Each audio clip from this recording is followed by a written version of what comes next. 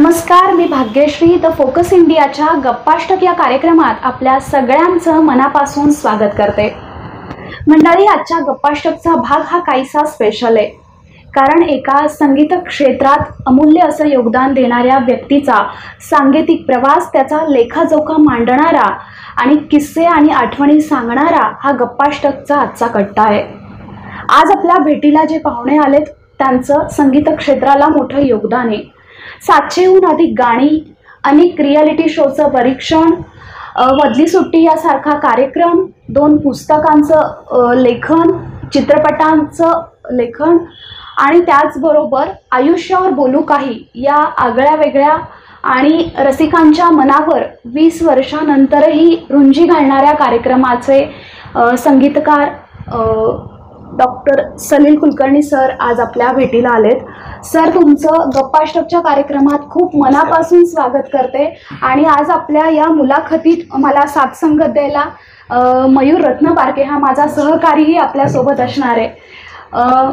Sir, तुमचा एवढा मोठा संगीत विश्वातला प्रवास बघता तुमची जी सुरुवात झाली ती वयाच्या 3ऱ्या वर्षी आकाशवाणीच्या माध्यमातून तुम्ही या क्षेत्रामध्ये पहिलं पाऊल टाकलं आणि त्यानंतर 700हून अधिक गाणी, मी जसं तुमचं इंट्रोडक्शन करून देताना म्हणाले त्याप्रमाणे पुस्तक लेखन, अनेक दिग्गज अशा संगीत कलाकारांसोबतचं काम, आयुष्यावर बोलू काही सारखा कार्यक्रम, मधली सुट्टीसारखा एक वेगळा कार्यक्रम आणि अनेक संगीत कार्यक्रमांचं परीक्षण, या सगळ्या प्रवासामध्ये मागे वळून बघताना आजच्या टप्प्यावर तुम्हाला काय वाटतं? सगळ्यांना नमस्कार. सगळ्या रसिकांना, तुम्हाला दोघांना नमस्कार.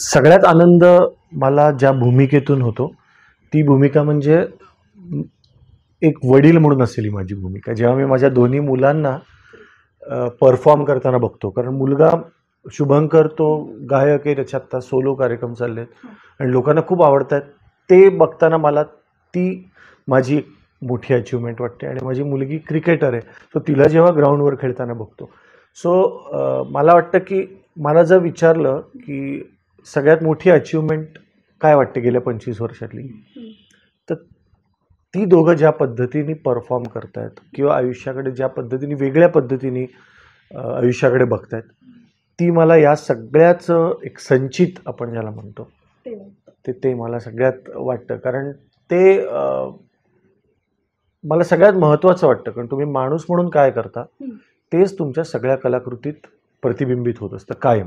त्यामुळे तुम्ही माणूस म्हणून समृद्ध असाल, तुम्ही माणूस म्हणून संवेदनशील असाल, तुम्ही खरे असाल, तर आपोआपच तुमच्या सगळ्या कलाकृती या तशा पद्धतीने बदलत जातात, तशा घडत जातात. सर, शांताबाईंचा आणि तुमचा एक वेगळा बॉन्ड आहे, तुमच्या अनेक आठवणी देखील त्यांच्यासोबत आहे. तर अशा वेळी तुम्ही आम्हाला त्यांच्याविषयी काय सांगाल, की तुमचं एखादी विशेष अशी आठवण तुम्ही आम्हाला तुमच्या प्रेक्षकांना शेअर करू इच्छिता?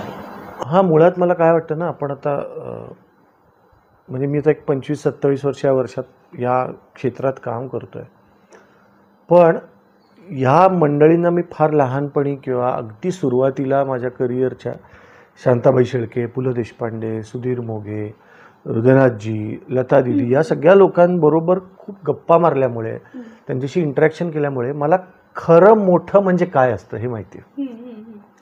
तर शांताबाईंच्या विषयी मी हे सांगेन की युज्युअली काय होतं की तरुण मुलं किंवा नवीन माणसं आली की ती मोठी होईपर्यंत आपण वाट बघतो की त्यांना येऊ दे इथपर्यंत मग मी बोलेन. शांताबाई शेळके अशा होत्या की ज्या स्वतःचा किल्ला उतरून खाली जायच्या पायथ्याशी गप्पा मारायला. हे फार शिकण्यासारखं होतं की समोरचा नवीन आहे ना, तर त्याला गोंधळवून टाकणारं नाही, त्याला समजून घेणारं वर्तन असायला पाहिजे, हे मी त्यांच्याकडनं शिकलो. आणि त्या तुम्हाला तुमचा छोटा मित्र अशी त्या तुमची ओळख करून द्यायच्या. हो, आणि हे पण किती शिकण्यासारखं आहे पहा की मित्र आणि या क्षेत्रामध्ये तुम्हाला, म्हणून मी पण जेव्हा आता मी शुभंकरच्या बरोबरच्या सगळ्या टीम बरोबर काम करतो, ती सगळी मुलं 16, 17, 18 वर्षाची आहेत. मी त्यांच्याबरोबरही काम करताना मी फक्त सांगत नाही, मी ऐकतो पण. ही सवय या लोकांमुळे लागते तुम्हाला की तुम्ही जितक्या समृद्ध लोकांबरोबर काम कराल तेवढं लक्षात येतं की यांचं ऐकणं पण सुंदर आहे, चॉईस फार सुंदर आहे. तर ऐकणं चांगलं असणं, वाचणं चांगलं असणं आणि निरीक्षण उत्तम असणं हे शांताबाईंकडनं शिकण्यासारखं होतं. आणि मी जसं म्हणलं की एक व्यक्ती म्हणून वावरणं, की तुमचा जो मुकुट असतो कलाकार म्हणून तो सतत घेऊन नाही वावरायचा, हे पण मी त्यांच्याकडनं शिकलो. की तुम्ही गाणं लिहिताना तुमच्या चेहऱ्यावर ते तेज दिसायला पाहिजे, पण सतत त्या बेअरिंग घेऊन वावरायचं दिवसभर याची काही गरज नसते. मला वाटतं हे खूप महत्त्वाचं आहे आजकाल. आणि तो जो अभिषेक चालू असतो ना तो आतमध्ये चालू असतो, तो बाहेर दिसायची गरज नाही. बरोबर. हे ह्या लोकांकडनं खूप शिकता आलं. सर नक्कीच. पण अशी एक खंत वाटते का की सध्याच्या या पिढीसाठी वेगवेगळे प्लॅटफॉर्म्स अवेलेबल आहेत, यूट्यूब असेल, विकिपीडिया असेल, गुगल असेल, एका क्लिकवर त्यांना माहिती मिळते. पण तुम्ही जो समृद्ध वारसा अनुभवला, जी श्रीमंती तुम्ही अनुभवली, ती ही श्रीमंती कुठेतरी या पिढीसाठी कमी पडते किंवा त्यांना ती अनुभवता येत नाही असं वाटतं का, एक वडील म्हणून सुद्धा? नाही, मला असं वाटतं की मी जे माझ्या मुलांना सांगतो ते मी सांगतो की चॉईस मेक्स अ पर्सन. कसा घडतो माणूस, आपल्या चॉईसवर, आपली आवड काय आहे त्याच्यानुसार आपण घडत जातो. माणसांची आवड काय, पुस्तकांची आवड काय, गाण्यांची, तुम्ही काय ऐकता, मला तुम्ही काय गाता ह्याच्या इतकंच महत्त्वाचं तुम्ही काय ऐकता हे वाटतं. तुम्ही काय वाचता, तुम्ही कोणाशी गप्पा मारता.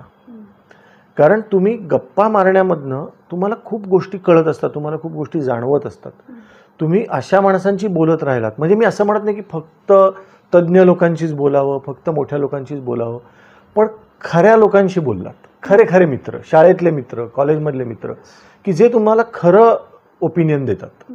का तुम्ही सतत अवतीभोवती तुमचं कौतुक करणारी लोक घेऊन वावरता की अरे जीज दादा आप तो दादा तुम्ही तर मग काय होतं की तुम्हाला खरं मूल्यमापनच होत नाही. तर मला असं वाटत नाही की वारसा नाही आहे. इनफॅक्ट आत्ताच्या मुलांना एका क्लिकवर सगळं ऐकता येतं. अमेरिकेत चालणारी कॉन्सर्ट लाईव्ह बघता येते आणि पुण्या मुंबईत चालणारे कार्यक्रम बघता येतात. एखाद्या छोट्याशा गावात कोणीतरी गुणी कलाकार असतो, त्याचं गाणं एकदम इंस्टाग्रामवर येतं आणि ते पण ऐकता येतं. तुम्ही कुठे थांबता, तुमच्या समोरून पट्टी वाहतीये, तुम्ही थांबता कुठे, तुमची नजर कुठे रोखली जाते. तुम्हाला आत्ता ना 360 अंशामध्ये तुमच्या भोवती माहिती फिरते, तुमची मान कुठे वळते, याच्यावर मी माणसाचं घडणं. तर मी माझ्या मुलांना ते सांगतो की तुमचा चॉईस चांगला असायला पाहिजे, कारण तुम्ही काय गाता, तुम्ही काय बोलता ह्याच्यावर तुमचा प्रवास ठरतो. सर यालाच धरून प्रश्न आहे, तुमच्या घरातली नवी पिढी, जे शुभंकरचं तुम्ही म्हणालात की तो आता खूप चांगलं गातोय, तरुणांमध्ये त्याची क्रेज दिसायला लागली आहे, लोकांनाही त्याचं वेगळेपण आहे ते जाणवायला लागलं आहे. एक वडील म्हणून आणि एक संगीत दिग्दर्शक, एक गायक म्हणून ज्यावेळी तो या क्षेत्रात येऊ पाहतोय, तुम्ही काय सल्ला त्याला दिला? जसं तुम्ही म्हणालात की आपल्या भोवती पट्टी फिरतीये पण ठहराव एक आवश्यक असतो, तर असा कुठला सल्ला तुम्ही दिला आहे का? मला काय वाटतं, एकूणच तरुण पिढीशी बोलताना तुम्ही सतत मौलिक सल्ले देता कामा नये या मताचा मी. तुम्ही गप्पा मारायला हव्यात, आणि गप्पा मारणं याचा अर्थ ऐकणं पण असतं. तर मी त्याच्या बाबतीत असं करतो की तो काय ऐकतो मला पण ऐकव, हे सगळ्यात महत्त्वाचं वाटतं मला. कारण आपण काय करतो, थांब मी सांगतो ते ऐक.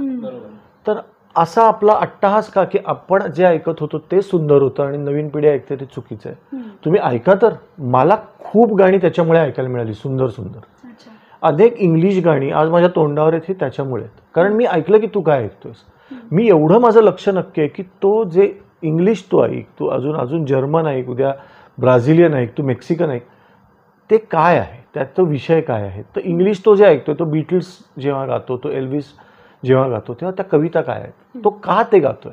मी परत बघतो की ते त्याला का गावं असं वाटतंय, ते त्याला इतकं बेभान, ते त्याला इतकं अस्वस्थ का करतंय. तर मी त्याच्याशी गप्पा मारतो की हे का तू ऐकतोस. मग तो जे सांगतो ते मला पण समृद्ध करणार आहे. सो ही 2 वे प्रोसेस आहे. म्हणजे मी त्याला देतो आणि मला पण त्याच्याकडनं खूप मिळतं. आणि सगळ्याच आईवडिलांनी हे करायला हवं की काय वाचतोयस तू हे बघून मला पण सांग ना.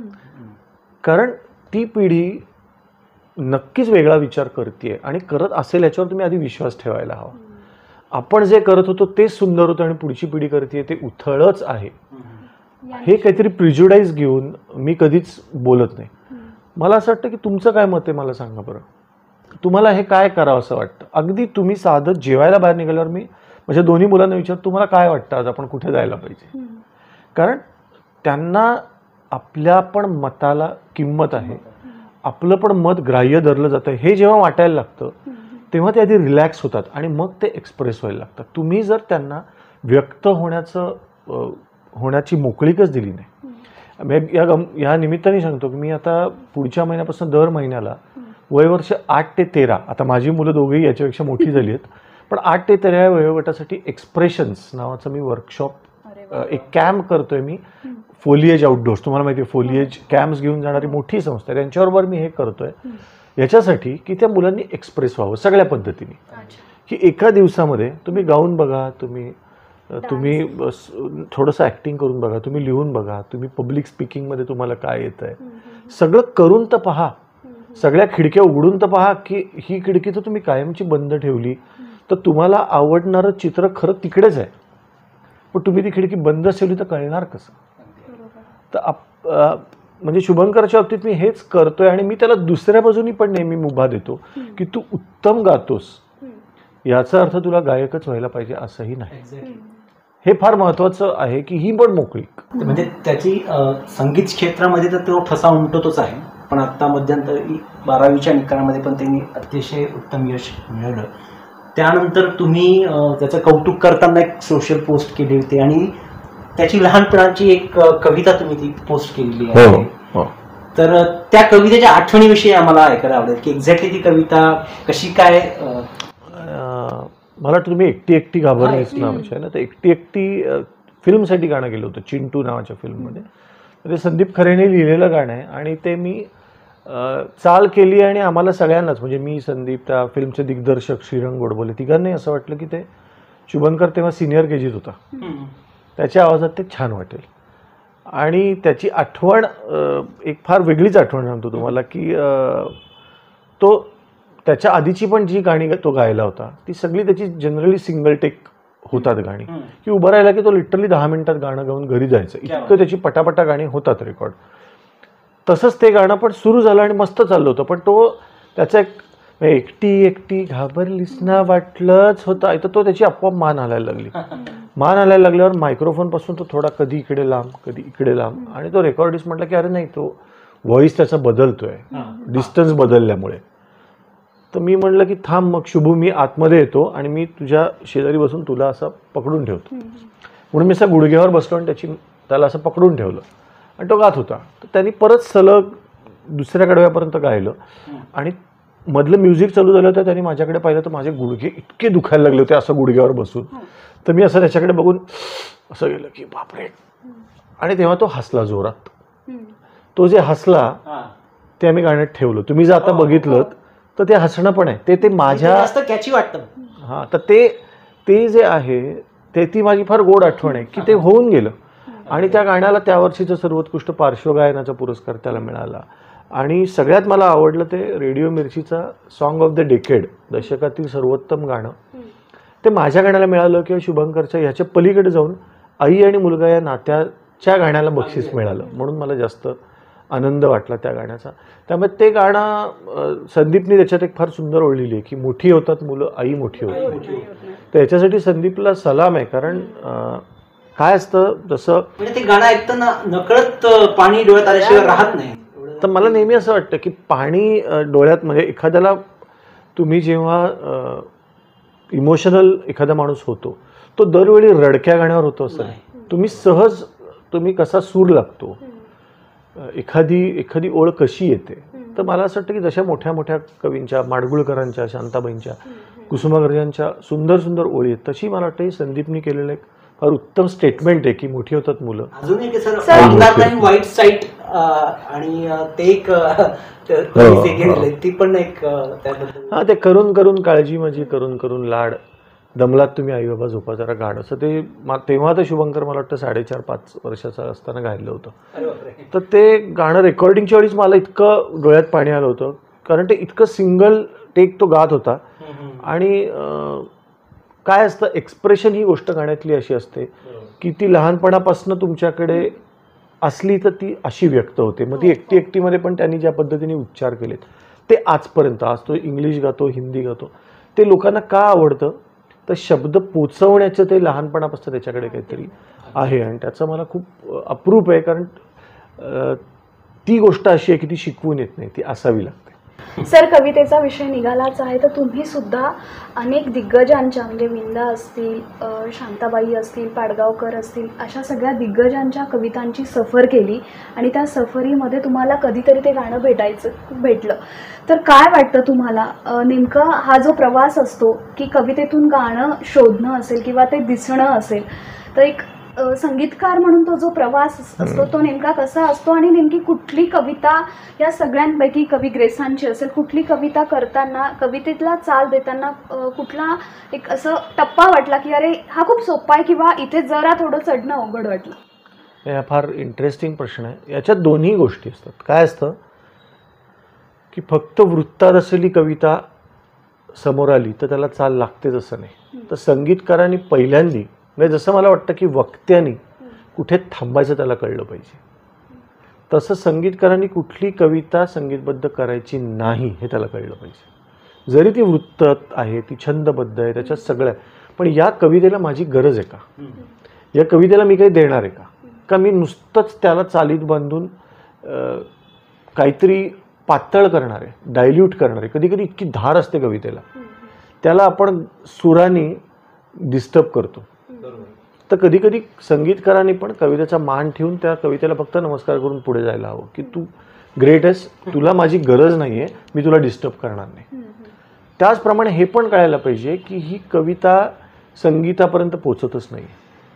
दुसरं पण आहे की याची संगीतकारांनी याच्यावर आपला मेंदू खर्ची घालावा अशी ही कविता नाही आहे, हे पण संगीतकारांनी कठोरपणे म्हणायला पाहिजे.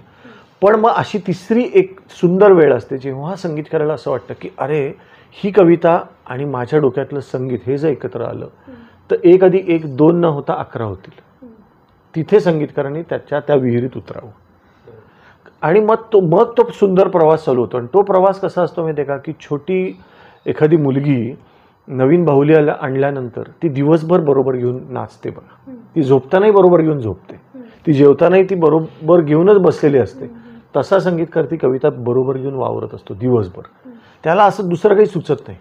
त्या काळामध्ये ती कविता वाचल्यापासून ती संगीतबद्ध होईपर्यंत संगीतकाराचं आणि त्या कवितेचं नातं हे त्या छोट्या मुलीच्या आणि बाहुलीसारखं असतं. इतका तो त्याला कवटाळून बसतो आणि मग ते गाणं झाल्यानंतर मात्र ते रसिकांचं होतं.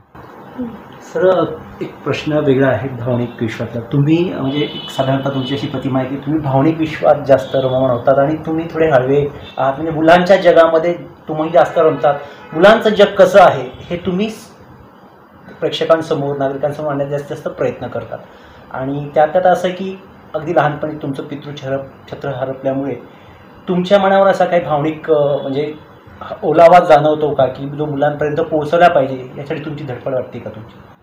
मला मुळात असं वाटतं की पालकत्व म्हणजे पेरेंटिंग हे तुम्ही प्रिव्हिलेज म्हणून घेतलं पाहिजे, संधी म्हणून घेतलं पाहिजे.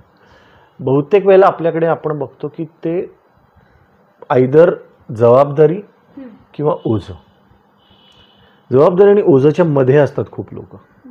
जबाबदारी पण मला ठीक वाटतं. मला असं वाटतं की ती संधी परमेश्वराने दिलेली. तुम्ही जेव्हा एखाद्या अशा माणसाच्या डोळ्यात बघता की ज्यांनी खूप प्रयत्न करूनही त्यांना मूल झालेलं नाही, तेव्हा तुम्हाला कळतं की पालकत्वाची किंमत काय आहे. तर आणि मला जसं तुम्ही म्हणालात की माझे वडील खूप लहानपणी गेल्यामुळे मला ना माणसांची सगळ्यात जास्त किंमत आहे. मला पैसा, प्रसिद्धी, यश या सगळ्यापेक्षा मी माणसं जपतो. त्यामुळे जेव्हा तुम्हाला एखादी तुमच्या फार जवळची व्यक्ती नसते तेव्हा तुम्हाला सगळ्याचीच किंमत जास्त असते. आणि मग तुम्ही सगळं जपता, तुम्ही नाती जपता, तुम्ही कुठलंही आयुष्यातल्या गोष्टी करताना त्या सगळ्याचा विचार करून करता. त्याच्यामुळे गाणी करताना पण मला असं वाटतं की तुम्हाला देवानी जी काहीतरी एक शक्ती दिली असं मी मानतो, त्या शक्तीचा मान ठेवत तुम्ही गोष्टी करता. तुम्ही ती उधळत नाही कुठेही. कारण मला असं वाटतं की त्याच्याकडे तुम्ही परत ते प्रिव्हिलेज समजायला पाहिजे की परमेश्वराने काही सगळ्यांना कॅपॅसिटी दिलेली नसते नवीन रचना सुचायची. गाणं वेगळं आणि सुचणं वेगळं. त्याही पलीकडे मी जाऊन म्हणून की रचणं वेगळं आणि सुचणं वेगळं. रचायची कॅपॅसिटी असते कदाचित, सुचायची नसते.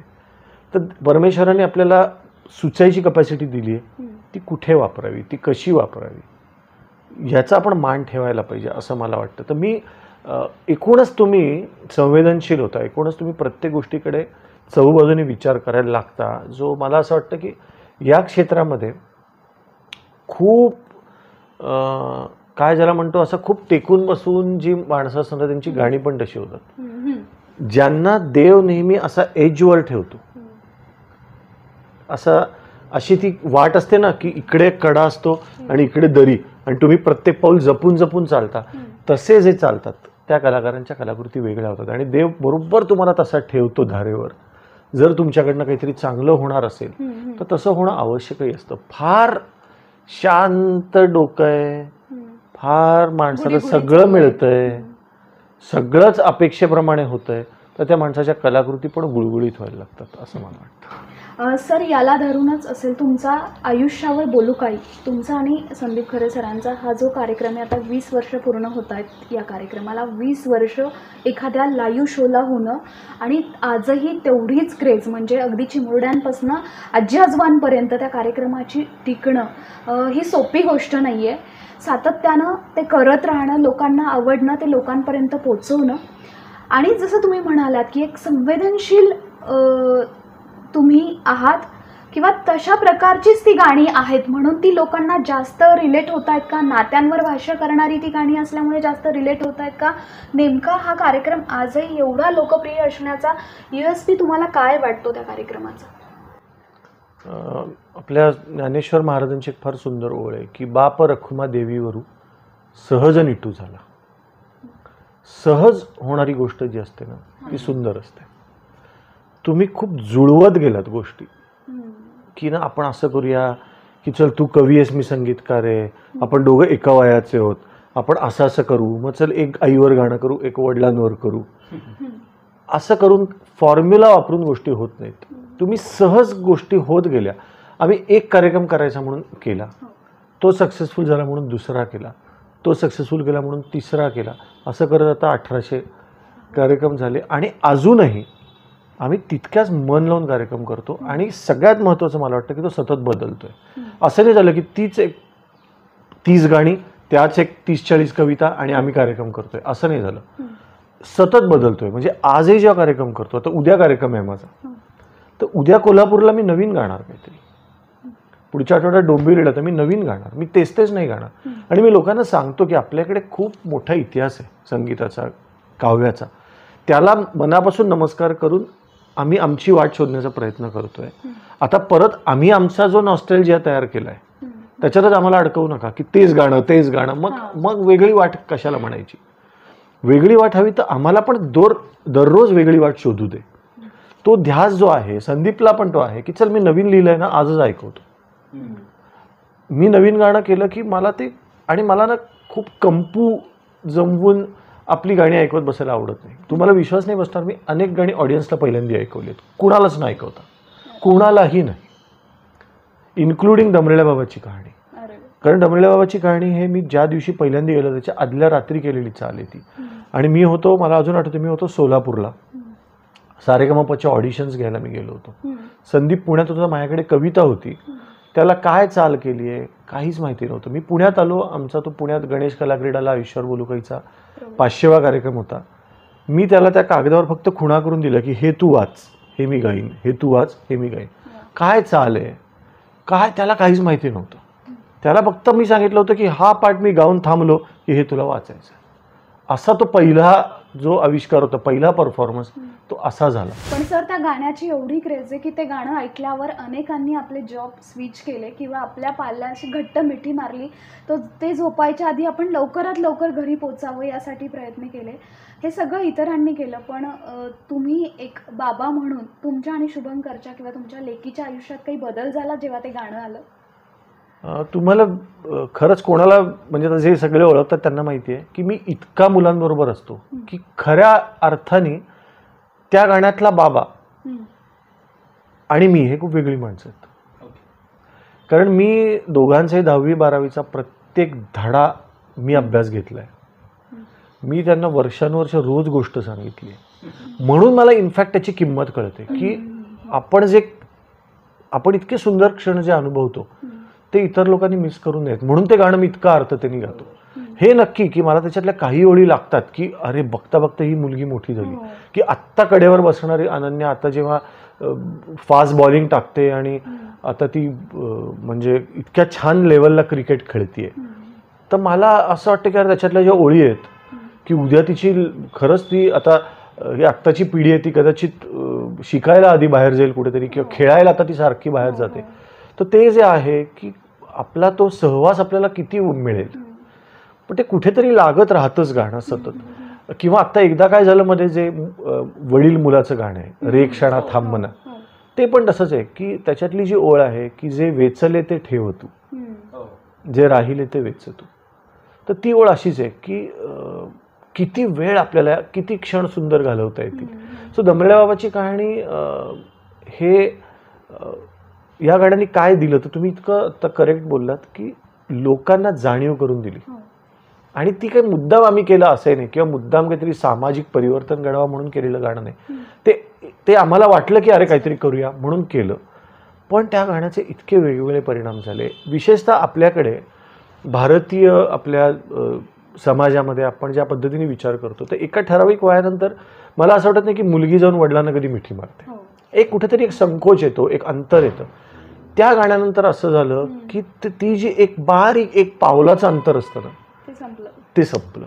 म्हणजे अनेक मुलींनी जाऊन वडिलांना मिठी मारून सांगितलं की बाबा मी तुला खूप दिवसात सांगितलं नाही पण मला तू खूप आवडतोस. आणि आपण काय करतो, आपण जवळच्या लोकांना हे सांगतच नाही की तुम्हाला खूप आवडतं. तर जवळच्या माणसांना हे सांगणं की तू माझ्यासाठी महत्त्वाचं आहेस किंवा तू माझ्यासाठी महत्त्वाची आहेस. आणि हे पण मी रसिकांना सांगतो की हे गाणं काही फक्त बाबाचं नाही आहे. आज आपल्या सगळ्या पोलीस भगिनी किंवा डॉक्टर भगिनी किंवा आता कोविडमध्ये सगळ्या नर्सेस होत्या, सगळ्या पोलीस भगिनी होत्या, डॉक्टर आमच्या सगळ्या मैत्रिणी, सगळ्या भगिनी या जेव्हा रोज रात्रंदिवस काम करतात ते त्या आईचं पण गाणं आहे. आपण ती क्लिप बघितली होती बघा की ती आपली एक पोलीस भगिनी कामावर चालली आणि तिची मुलगी रडत होती. तिचं पण हे गाणं आहे. हे काय फक्त दमलेल्या बाबाचं गाणं नाही, हे आईचं पण आहे. त्यामुळे ह्यानी काय होतं, ह्यानी नाती जवळ यायला लागतात. जे बोललेलं नसतं ते बोललं जातं. कधी कधी असं ते गाणं एकीकडे लावलेलं असतं आणि एकीकडे तुम्ही हात धरलेला असतो कॅज्युअली पण तुमची ग्रीप घट्ट होते. तर नात्यांची ग्रीप घट्ट करण्याची ताकद काही काही गाण्यांमध्ये होती. मुद्दाम आम्ही केलं असं मी म्हणणार नाही. पण सर यालाच धरून मग असा काही अनुभव आला, प्रेक्षकांनी काही तुम्हाला शेअर केलाय की हा कार्यक्रम ऐकल्यानंतर कुठंतरी बिघडलेले, कुठेतरी थोडेसे तणावग्रस्त असलेले संबंध सुधारले, कुठल्याही नात्यातले असतील, आई बाबा असतील, नवरा बायको असतील, तर असा काही अनुभव कोणी शेअर केलाय, लिहून कळवलंय किंवा जाणवलंय तुम्हाला?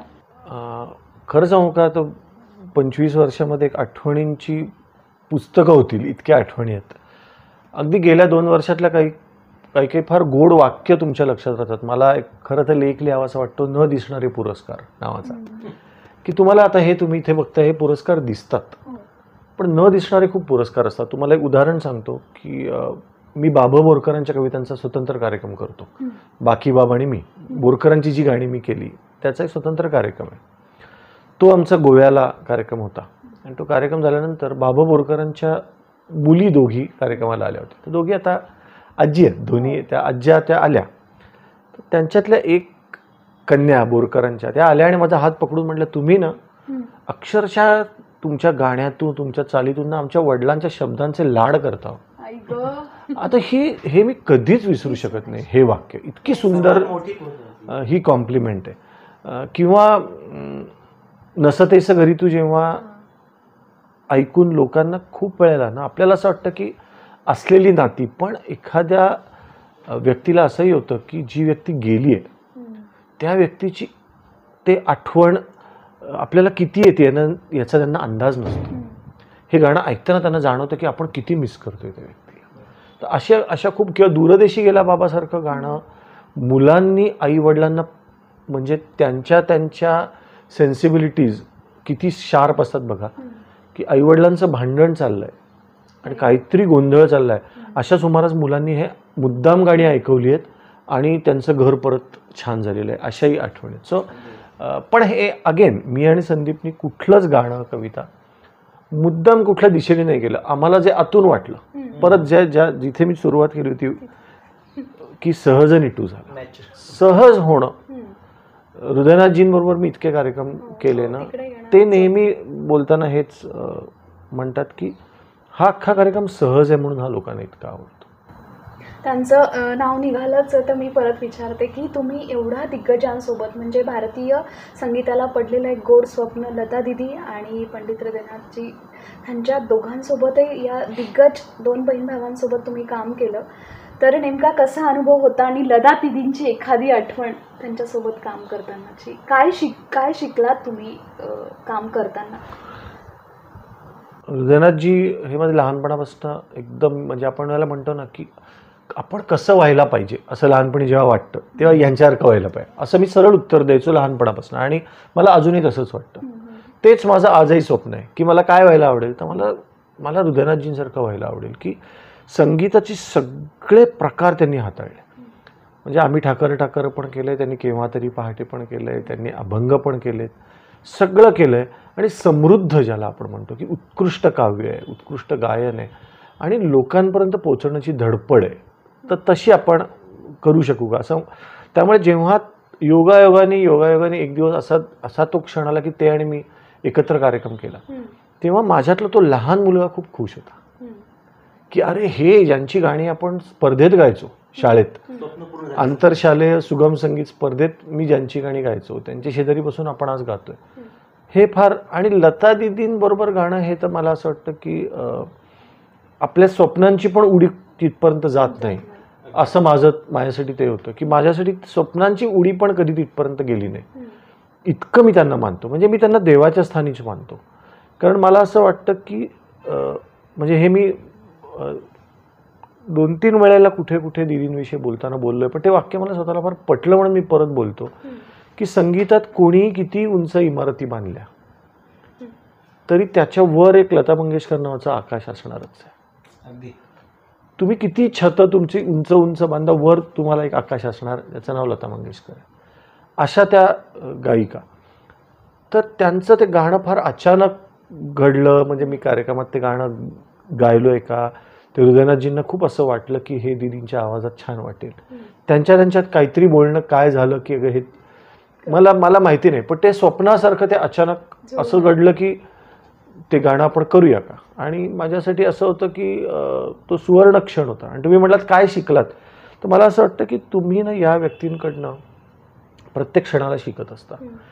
मला असं वाटतं की हजारो गाणी गायल्यानंतर नवीन गाण्याला तुम्ही सामोरं जाताना परत लहान मुलीसारखं कसं जाता, हे सगळ्यात शिकण्यासारखं आहे.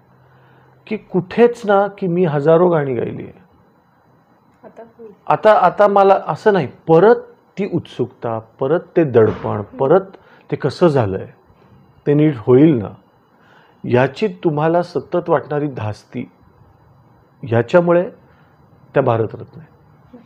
की आणि त्याच्याकडे तुम्ही कसं बघता. मी जे मगाशी म्हणलं की मुलांना मी काय सांगतो, चॉईस हे कोणाकडे बघून मी कायम करतो, तर लता दिदी. तुम्ही त्यांचे चॉईस बघा, त्यांच्या भाषणाचा चॉईस बघा, त्यांच्या कपड्याचा चॉईस बघा, त्या कशा वावरल्या जन्मभर, स्टेजवर त्यांचा वावर बघा, मुलाखतीतलं त्यांचं बोलणं बघा, आणि गाण्याचे चॉईसेस बघा. हे सगळं कशामुळे घडलं, तर त्यांची निवड, त्यांचं दृष्टिकोन, इथपासून सगळं शिकण्यासारखं आहे. आणि मुळात लता दिदी म्हणजे असा तो प्रकार की मला ते देवळासारखं वाटतं की तुम्ही कितीही भाविक जाऊन दर्शन घेऊन आले तरी तो तिथेच उभा आहे. त्याचा आशीर्वाद संपत नाही, त्याची कृपा संपत नाही. तसं लाखो रसिक ऐकतायत, करोडो रसिक ऐकतील, पण तो आवाज तुम्हाला देतच राहील. सर, सलीलजी आम्हाला गीतकार, संगीतकार, परीक्षक अशा रूपात भेटले, पण त्याचबरोबर सलीलजींचा अजून एक रूप म्हणजे लेखक. गाजलेल्या काचा, लपवलेल्या काचा हे एक आपलं गाजलेलं पुस्तक आहे. तर त्या पुस्तकाबद्दल थोडंफार आम्हाला माहिती सांगा. मी ना स्वतःला कुठल्याच एका भूमिकेसाठी खूप कंपल्शन करत नाही, कुठल्याच नाही. की आता आपल्याला बाबा आपण 1 महिना झाला गाणंच नाही केलं, गाणं तर नाही, सुचू दे. तेवढ्या वेळात मी काय करूया, आत्ता समजा आपल्याला काही लिहायला सुचतं आहे का, लिहूया. तेवढ्या वेळात आपल्याला काही एखादा कार्यशाळा घेता येईल का, स्वतःचे सगळे पैलू तपासून बघायचा मी प्रयत्न करतो. त्याच्यामुळे मी ना सगळीकडे फ्रेश असतो. मी जेव्हा आता मी पहिला चित्रपट केला वेडिंगचा सिनेमा, तर 40 दिवस शूटिंग चालू होतं. मी ते 40 दिवस स्टेजला मिस करत होतो. त्यामुळे मी 40 दिवसांनी स्टेजवर आल्यावर मला असं वाटलं वा वा वा चला आता गाऊया. मग मी 1-2 महिने गाण्याचे कार्यक्रम चालले तो मला असं वाटतं की अरे आपण चित्रपट लिहायला पाहिजे पुढचा. तिथे गेलं की मला असं वाटतं की चला आपण एखादं लहान मुलांचं गाणं केलं नाही खूप दिवसात. तर तुम्ही वेगवेगळ्या पद्धतीची कामं जर करत असाल तर तुम्हाला प्रत्येक कामातच फ्रेशनेस वाटतो, कारण कसलंच रुटीन होत नाही आणि कसलीच मोनोटोनी येत नाही. म्हणजे तेच चाललंय, सकाळी उठला गाणी गेली असं नाही होत. माझा रोजचा दिवस वेगळा उजाडतो. मग ते तसा मथळा देण्यामागचं काही वेगळं काही नाही, मुळात त्याच्यातले तुम्ही जर गोष्टी किंवा लेख वाचलेत तर ते खूप लहानपणाशी रिलेटेड आहेत, नॉस्टॅल्जिया आहे तो.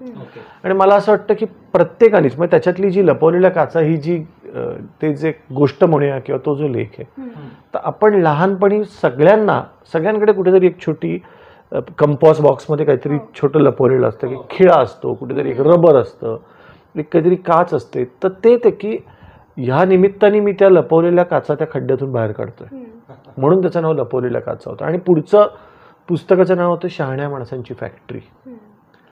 त्याच्यातही एक दृष्टिकोन हा होता की आपल्याला ना सतत शहाणी माणसं बनवायची असतात, चांगली नाही.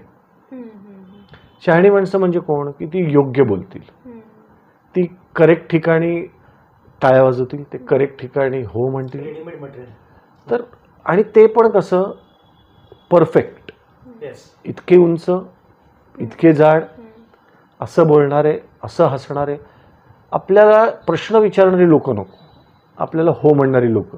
म्हणून ते शहाण्या माणसांची फॅक्टरी आपण काय तयार करतोय का, म्हणून मला ते नाव सुचलं की शहाण्या माणसं. तर मी जसं म्हटलं मी आत्ता मी परवाच लिहिलेली एक कविता खूप जास्त व्हायरल झाली की एकाकीपण. आता मला म्हणून मी कवी म्हणतो का नाही, मी अजिबात स्वतःला कवी म्हणत नाही. मी ती काही कुठे सादर करत नाही किंवा मला ती कुठे मासिकात छापायला द्यायची नाही. मला वाटलं म्हणून मी लिहिलं, कारण मला त्या क्षणाला असं वाटलं की खरंच एकाकी पण मोजू नये कोणाचं. असं कोणी कोणाला म्हणू नये की अरे तू ना तरी फार एकटा नाही आहेस, तर तू फार एकटा नाही आहेस. तर मी अगदी काल परवा लिहिल्यामुळे मी तुम्हाला हवी असेल तर मी वाचून दाखवतो. आणि आमच्या प्रेक्षकांना आवडेल. तर मला त्याच्याविषयी असं वाटतं ना की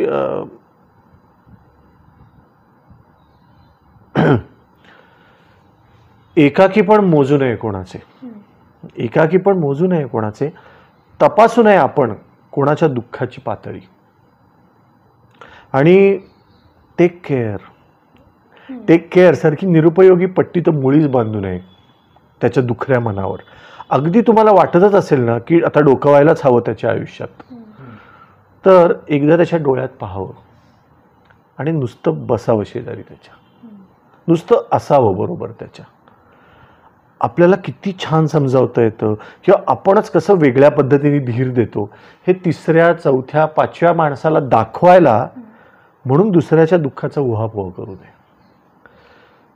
तुझे दुःख अगदी छोटे, स्थानिक, लौकिक आहे, जगात यापेक्षा किती मोठे दुःख आहे असे वगैरे सांगावेसे वाटलेच तर उठून जाऊन एखादी चक्कर मारून यावी आणि गिळून टाकावी आपली वाक्य. तो रात्रभर आढ्याकडे बघत असतो तेव्हा यापैकी एक सुद्धा वाक्य त्याची सोबत करत नाही. तुम्ही जे सांगता ना ते सारे त्याला ठाऊक असते, पण त्या क्षणी त्याला त्रास होत असतो, याहून खरे काही नसते. एखाद दिवशी त्याला वाटते की रडावे हमसून हमसून, रडू द्यावे. रडायला काही कारण आहे का तुला, सगळं तर आहे, मग का असा चेहरा करून बसलायस, अशा गणितात त्याला त्या दिवशी तरी बसू नये, नुसते बसावे शेजारी त्याच्या, नुसते असावे बरोबर त्याच्या. तर मला असं खरंच वाटतं की आपण ना फार पटकन म्हणजे एक माझी एक मैत्रीण आहे कवयित्री, काश्मीरी पंडित असलेली ती सुनैना कचरू म्हणून, फार चांगली कवयित्री. तिने एक फार चांगलं वाक्य लिहिलं होतं की मूव्ह ऑन. इंग्लिशमध्ये कविता होती की it is very easy to say move on. आपण म्हणतो ना चल रे या चल आपण पुढे चालायचं, असं नाही. तुम्ही त्याला तुम्ही जज नाही करू शकत की त्याला किती त्रास झालाय. तुम्ही त्याला पटकन पाठीवर हात ठेवून चल रे चल आता पुढे चल, नाही. त्याला यू शुड अंडरस्टँड. ते त्या कवितेमध्ये जे होतं ना की तुम्ही त्याचा सारखं त्याला काहीतरी समजावून एक काहीतरी रेडीमेड उत्तर देऊन ती पट्टी बांधायची घाई करू नये. त्याला माहिती नाही त्याच्या जखमेला काय हवंय. त्याच्या शेजारी नुसतं बसलं ना तर तोच तुम्हाला एक दिवस सांगायला लागेल की मला काय हवंय.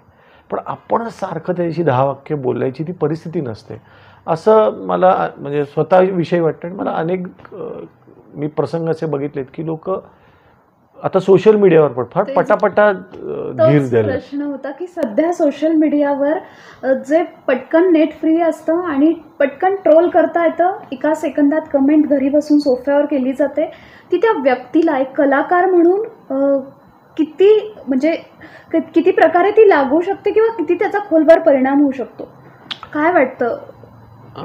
खरं तर ना टीका कोणी करावी ज्याला त्याच्यातलं कळतं. म्हणजे एखादा ज्याला संगीतातलं काही कळत नाही तो माणूस येऊन म्हणला की अरे तुम्ही म्हणजे खरोखर दैवी आहात, तरी तुम्ही फार ते मनावर घेता कामा नयेत. कारण तो माणूस फार भाबडेपणाने म्हणलाय. तो काही वाईट असतो असं नाही, पण तो भाबडेपणाने म्हणलाय. ते एकदम मनावर घेऊन खरंच तुम्ही स्वतःला देव समजू नये. तसंच एखाद्याला ज्याला काही कळत नाही तो समजा येऊन म्हणला की तुम्हाला काही गाता येत नाही, तरी त्याच्याकडे लक्ष देऊ नये खरं तर. पण असं होत नाही. सोशल मीडियावर तुम्ही कितीही दुर्लक्ष करायचं म्हटलं तरी ती वाक्य तुम्हाला बोचतात आणि ती बोचावी म्हणूनच लिहिलेली असतात. आता याचा तुम्ही जर नीट विचार केला तर माझ्या शहाण्या माणसांची फॅक्टरीमध्ये एक लेख आहे, त्याचं नाव आहे सायंटिस्टची दारू आणि कवीचा ॲरोगन्स. म्हणजे काय की सायंटिस्टच्या सायन्सविषयी त्यांना बोलता येत नाही कारण त्यांना तेवढं माहितीच नसतं. मग ती माणसं काय करतात की तो सायंटिस्ट कसा एका कॉन्फरन्समध्ये दारू प्यायला होता याची चर्चा करतात, कारण त्यांना सायन्स कळत नाही, त्यांना सायन्स येतही नाही. सो ते कशाविषयी बोलू शकतात जे त्यांना येतं. त्यांना काय येतं? दारू पिता येतं. मग ते सायंटिस्टच्या दारूविषयी बोलतात. त्यांना कविता येते का? नाही. त्यांना कविता समजते नाही. मग तो कवी कसा एका भाषणात ॲरोगंटली बोलला याची ती चर्चा करतात, कारण ते स्वतः ॲरोगंट असतात. सो तुम्हाला तिथे जाता येत नाही म्हणून तुम्ही त्या व्यक्तीला ओढून तुमच्यापर्यंत आणता आणि मग तुम्ही बोलता. मी एक शॉर्ट फिल्मही लिहिली आहे, ती कदाचित मी करीन लवकरच, की ट्रोलिंगमध्ये कुठेतरी एक विकृती पण असते आणि ट्रोलिंगमध्ये कुठेतरी फ्रस्ट्रेशन पण असतं. म्हणजे आपण जर त्यांचा थोडा विचार केला तर असंही असतं की अलीकडे ना कोणी कोणाचं ऐकत नाही. तुम्ही एक कल्पना करा की एखादा माणूस आहे जो नोकरी करून घरी येतोय, मुलं त्याचं ऐकत नाही आहेत, बायको त्याच्याकडे लक्ष देत नाही आहे, ऑफिसमध्ये बॉस त्याला झापतोय, रस्त्यातली गर्दी आहे, ट्रॅफिक जॅम आहे, ह्या सगळ्या गडबडीत त्याला महागाई आहे, त्याला कुठेतरी तब्येतीला काहीतरी त्रास आहे. हे सगळं करून जेव्हा माणूस एका माणसाचं काहीतरी अचिव्हमेंट बघतो सोशल मीडियावर, त्याचा संताप होतो आणि तो काहीतरी तिरकं वाक्य बोलतो. तो म्हणतो की नाही हा एवढा हसता कामा नये, मला एवढा त्रास आहे, हा का हसतोय? असं पण असू शकतं. हे मी याच्याकडे एक डॉक्टर म्हणून किंवा एक संवेदनशील माणूस म्हणून बघतो की हा माणूस असं का बोलत असेल, का माणूस असं म्हणतो की तुम्ही ना अत्यंत फालतू गाणी करता. जर आपल्याला माहिती आहे की आपल्याला इतक्या तज्ज्ञ लोकांनी आपल्याला इतकी दाद दिली आहे आणि हा माणूस आपल्याला असं म्हणतोय, तर याला काय त्रास असेल, याला जगाविषयी किती त्रास असेल की त्याला काहीतरी असं बोलावं असं वाटतंय, असाही विचार कधी कधी केला जातो. पण त्याचा त्रास होतो. म्हणजे ह्या कवितेसारखंच आहे की तुम्ही कितीही म्हणा त्याचा त्रास होतो, हे खरं आहे. आणि ही एक विकृतीच आहे. जसं मला असं वाटतं की दुसऱ्याच्या केसात च्युइंगम टाकणं, सीटवर च्युइंगम लावून ठेवणं, मुद्दाम कारला स्क्रॅच मारणं, मुद्दाम सीटवर ब्लेड मारणं, तितकीच एक कमेंटमध्ये फालतू असं लिहिणं, ही विकृती. किंवा मुद्दाम एखाद्या चांगली दिसणारी व्यक्तीने चांगला फोटो टाकलाय हम्म. तर त्याच्यावर लिहिणं की हे तुला शोभत नाही. हम्म. का? हे सीटवर चांगलं छान गाडी दिसते ना, हम्म. मारा ओरखडा. हम्म. तितकंच हे विकृत आहे. सर सध्या कुठलीही कलाकृती आली, कुठलाही सिनेमा आला तर वाद प्रतिवाद दोन्ही बाजूनी होतात, ट्रोलिंगही होतं. केरळ स्टोरी झाला, त्यानंतर आता आदिपुरुषबद्दल पण सुरू आहे. एक कलाकार म्हणून कसं बघता या सगळ्या प्रश्नाकडे किंवा या कधी कधी पब्लिसिटीसाठी केलं जात असेल असं मला वाटतं. हम्म, हम्म, मी कधी केलं नाही, कारण मी दोन्ही फिल्म्स केल्या, कारण मी गाणी केली ती लोकांनी इतकी प्रेमाने ऐकली. हम्म, म्हणजे मी स्वतःला ना पूर्णपणे रसिकांनी घडवलेला कलाकार समजतो. मी या निमित्ताने परत एकदा सगळ्या रसिकांना वंदन करतो, कारण त्यांनी प्रेम केलं म्हणून मी आज मुलाखत देतोय. बरं. सो आणि मला याची पूर्ण जाणीव आहे. आणि म्हणून मी ना कुठलीही, म्हणजे मी अगदी कार्यक्रमानंतर गाडीत बसेपर्यंत पार्किंगमध्ये जरी मला एखादे काका भेटले, हम्म, एखादी ताई भेटली आणि म्हणली की अहो हे गाणं आम्ही ऐकायला आलो होतो, तुम्ही आज गायला नाही, तर मी तिथे पण उभं राहून त्यांना 2 वेळी ऐकवतो. याचं कारण त्यांनी आशीर्वाद दिले, हम्म, त्यांनी दाद दिली म्हणून आपण आज इथे असतो. त्याच्यामुळे मी कधी पब्लिसिटीसाठी मला असं करायची वेळ आली नाही म्हणूया, कारण माझी ती वृत्ती पण नाही. हम्म, पण असं केलं जात असावं की कॉन्ट्रोवर्सी निर्माण करायची, जेणेकरून चर्चा होईल. हम्म, म्हणजे every publicity is good publicity असं म्हटलं जातं. दुसरीकडे असंही आहे की कधी कधी असंही होतं की कलाकृती निर्माण करतानाच हम्म, कधी कधी खूप कॅज्युअली गोष्टी केल्या आहेत का. हम्म, म्हणजे तुम्ही प्रत्येक ट्रोलिंग हे चुकीचंच आहे असं म्हणणे, ट्रोलिंग म्हणण्यापेक्षा प्रत्येक जी कॉन्ट्रावर्सी होते हम्म, का होते असं पण तपासून बघायला पाहिजे. हम्म, मुद्दाम केली आहे का असू शकेल, कशाच्या बाबतीत. मी कुठल्याच एका कलाकृतीविषयी बोलणार नाही. मी काही राजकारणातला माणूस नाही. हम्म, मी एक अत्यंत आपल्या देशावर, हम्म, आपल्या भाषेवर प्रेम करणारा माणूस आहे. मी अत्यंत अभिमान आहे मला, मी भारतीय असल्याचा. मला अत्यंत अभिमान आहे मी मराठी असल्याचा. माझं महाराष्ट्रावर, माझं पुण्यावर खूप प्रेम आहे.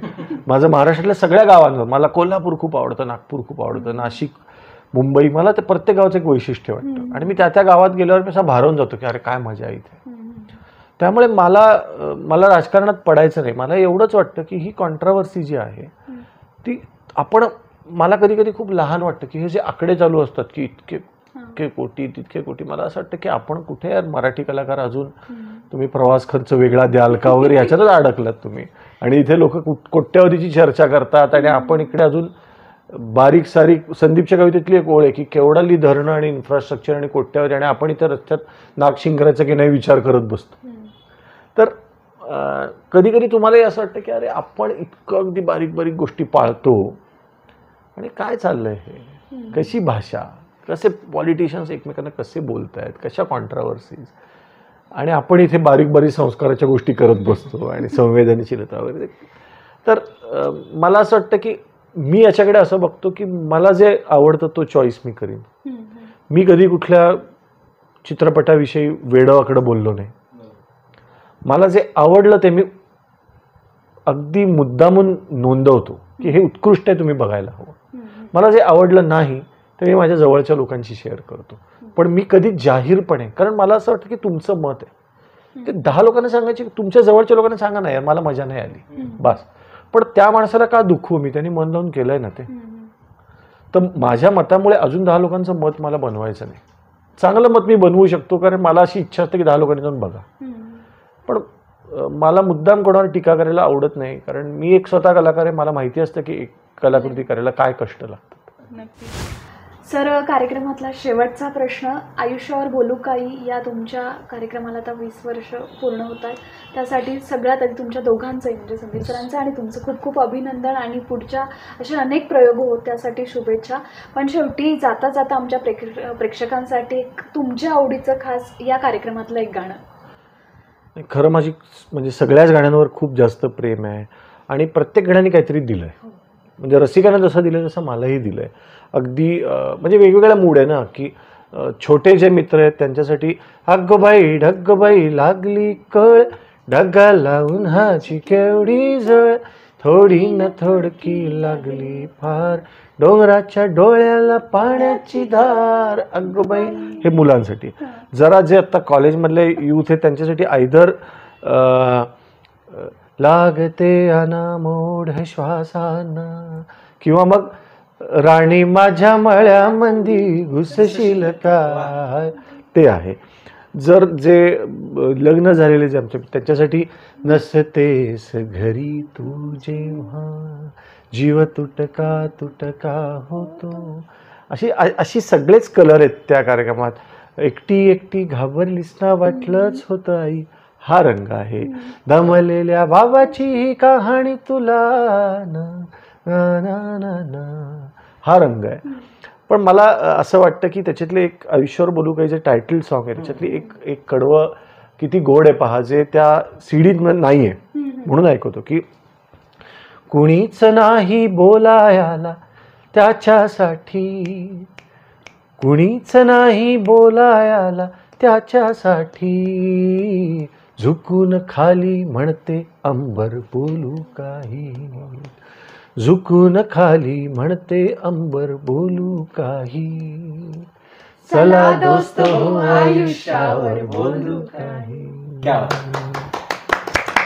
खूप खूप थँक्यू, खूप खूप धन्यवाद. वेळात वेळ काढून तुम्ही द फोकस इंडियाच्या गप्पाष्टक या कार्यक्रमात इतकी मनमोकळी उत्तरं दिली आणि इतका छान सुरेल तुमचा सांगीतिक प्रवास सांगितला.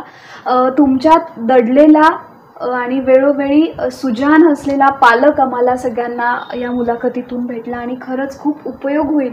म्हणजे एक संगीतकार, एक संगीत दिग्दर्शक, एक लेखक, एक कवी, याबरोबर सुरुवातीला तुम्ही सांगितलं की मी एक पालक म्हणून मी जे अचीव केलं ते माझ्यासाठी सगळ्यात मोठं आहे. तुमचं हे वाक्य खरंच खूप आम्हाला समृद्ध करणार आहे. खूप खूप थँक्यू सर, आणि तुमच्या भविष्यासाठी, पुढच्या वाटचालीसाठी द फोकस इंडियाकडून खूप खूप शुभेच्छा. Thank you thank you thank you. नमस्कार मित्रांनो, द फोकस इंडिया या यूट्यूब चॅनलला लाईक, शेअर आणि सबस्क्राईब करा. हा व्हिडिओ तुम्हाला कसा वाटला हे आम्हाला कमेंटमध्ये जरूर कळवा. आणि अशाच ताज्या व्हिडिओसाठी आमचे फेसबुक आणि इंस्टाग्राम पेज फॉलो करा आणि यूट्यूब चॅनलला सबस्क्राईब करायला विसरू नका.